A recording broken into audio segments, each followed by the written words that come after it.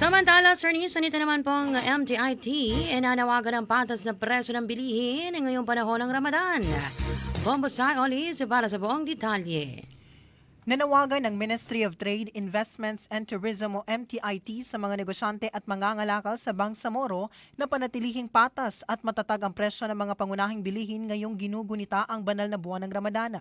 Sa isang pahayag noong Pebrero 20, biniging diin ni MTIT Minister Ferserina Muhammad ang mas pinaigting na kampanya ng kagawaran sa price monitoring at in consumer protection upang matiyak na nananatiling abot kaya at sapat ang supply ng mga pangunahing produkto sa buong rehiyon. Ayon sa kalihing mga ka-Sir-Nation, mahalagang isabuhay ng mga negosyante ang diwa ng Ramadan sa pamamagitan ng pagpapatupad ng malinaw at makatarungang pagpapresyo, lalo na sa panahong tumataas ang demand ng mga mamimili.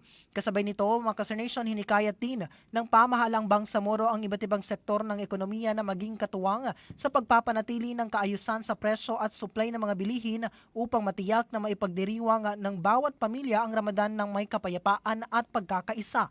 Bilang bahagi ng mandato nito na proteksyon ng mamimili, inatasan ng MTIT ang lahat ng provincial offices na makipag-ugnayan sa mga lokal na government unit upang i-activate o active ang Local Price Coordination Councils.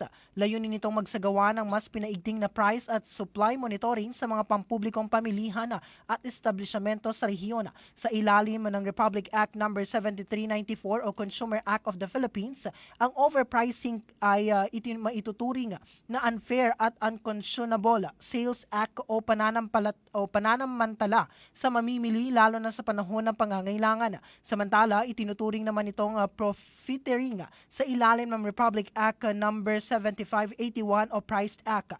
Ang mga mapapatunayang lalabag sa mga nasabing batas ay maaaring patawaran o patawan ng multang administratibo na aabot sa 300,000 pesos at pagkakakulong ng hanggang 1 taon, bukod pa sa iba pang kaukulang parusa.